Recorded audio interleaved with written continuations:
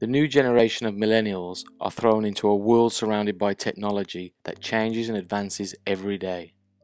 This means a lot of pressure is placed upon society to keep up to date with all of the new gadgets and technology. This new kind of pressure is real and it's here to stay. Pressure to have the latest phone, pressure to have all of the best apps, pressure to get more likes than she does because it means I'm prettier or more popular. There is pressure to create the illusion of having the most picture-perfect life, vacationing in exotic locations and having the best of everything. These pressures can be overwhelming and are unrealistic to meet. It's crazy to think that these pressures didn't even exist 15 years ago.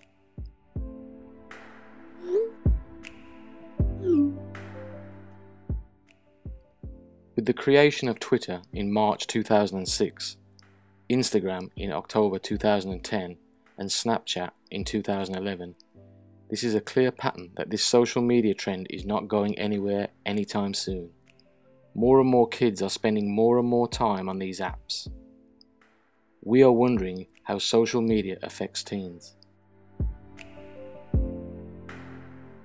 According to Dr. Catherine Steiner Adair, a clinical psychologist and author of The Big Disconnect, there's no question kids are missing out on very critical social skills.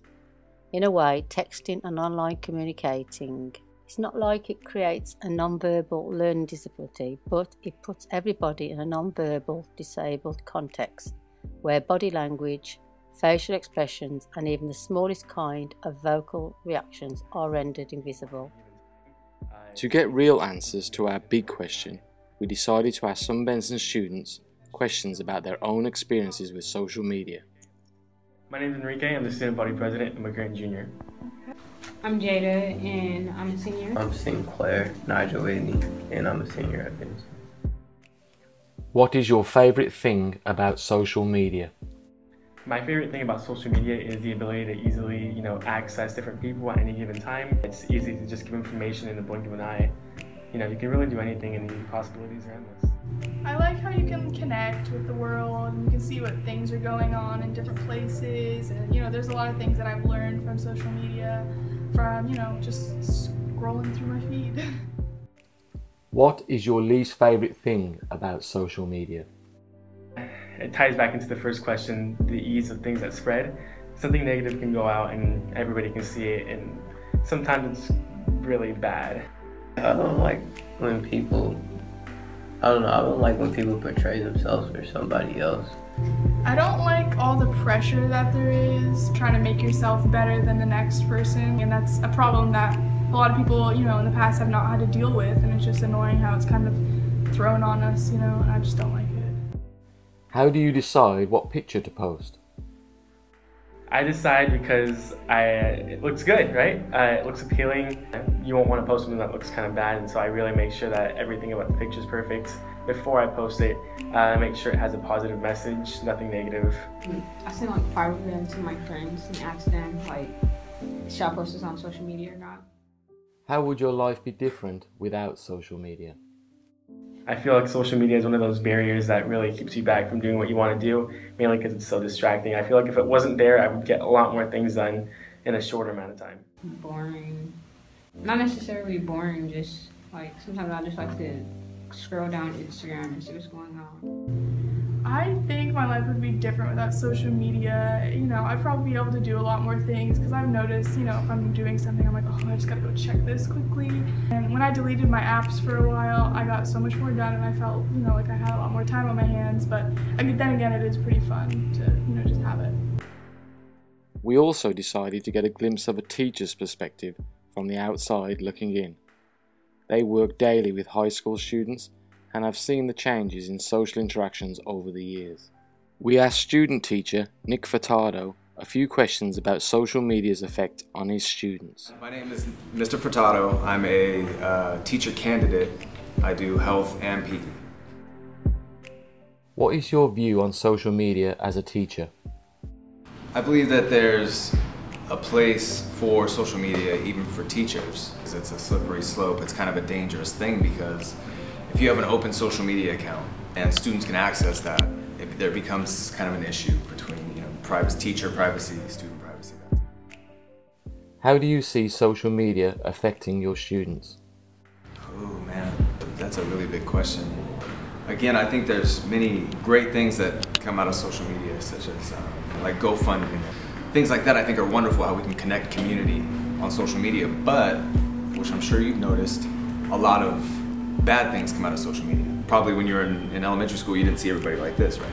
But now where's everybody like this? You walk around school, everyone's like this all the time, right? So our interactions as human beings have shrunk a little bit, right? So we're not as personable with each other as we used to be. Also bullying, cyberbullying, and that type of thing. People think they're really tough when they're behind the keyboard. So I think that's a problem, especially with high school students and middle school students. It's, people say some pretty mean things. What is your favorite thing about social media? My favorite thing about social media is good news sources, not bad news sources. Good news sources are hard to find, but a lot of us, and one thing that's bad about Facebook is that our feed feeds into our own ego because it's all stuff that we like. It's not differing points of view, so we take that feed as like, this is all the stuff, right? What don't you like about social media? Probably selfies and people that are so self-absorbed that everything on there is them with their shirt off or them, in their car taking a picture of themselves, like constantly. Like, I can understand if you do that every once in a while, but if every day all I see is your face, like you taking a picture of your own face, I think that's a little strange. How would your life be different without social media? I would know less about people, which would make you want to ask people more questions. When I see a friend that I haven't seen in 10 months, I don't even have to ask him what he's been doing because I see it every day. Isn't that a little strange? Is that kind of weird? Oh, I saw you went to Disneyland. You don't even got to ask anybody anything because it's all there, all the time. Social media has so many varied effects on people that it's hard to pinpoint just one. There are still so many questions without answers on why people are influenced the way they are. Teens being suffocated by unrealistic expectations of who they think they're expected to be, look like, dress like, live like, just sets people up for instant disappointment. This leaves many impressionable young people vulnerable to become so overcome with being unsatisfied with themselves, questioning their self-worth. This can lead to depression or even worse, death. Who would have thought that a simple post could ruin or end someone's life? Kids are communicating more indirectly, but also becoming much more cruel.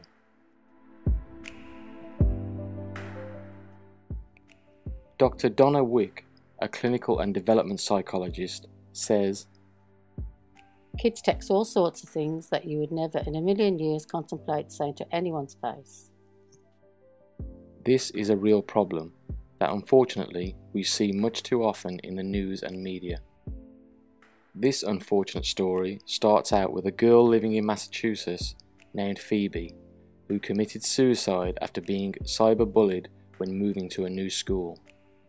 There's been another tragic, deadly case of cyberbullying. A 15-year-old girl committed suicide, and it appears that she was being bullied online. 15-year-old Phoebe Prince moved here from Ireland. She began attending South Hadley High School last fall. She was trying to adjust to a new life in a new town, a new country, when she fell victim to a growing trend. Phoebe Prince appeared to be well-adjusted and happy, but underneath, friends say the 15-year-old freshman was tormented, a victim of cyberbullying. She was being bullied because she was pretty and people were just jealous. Phoebe's classmate, who does not want to be identified, says he was one of her closest friends, but she never revealed her pain. What began as mean-spirited comments at school soon found their way online, something experts say can be far more dangerous. Cyberbullying can be so dangerous because it leads to cyber mobbing, where kids can get together and attack another child 24 hours a day, 7 days a week. Phoebe was found dead in her South Hadley home days before a big school dance. The night after she died, fellow students held a candlelight vigil. This isn't the first time cyberbullying ended in death. In 2006, 13-year-old Megan Meyer killed herself after being harassed on MySpace by a neighbor's mother posing as a teenage boy. The anonymity of the internet, experts say, means that parents should be even more vigilant. School officials say the incident is under investigation and some students have already been disciplined. Meanwhile, Phoebe's family has flown her body back to Ireland to be laid to rest. If you gain anything from this video, hopefully it is a reminder to be mindful of what you post and not to miss out on the moment trying to capture it.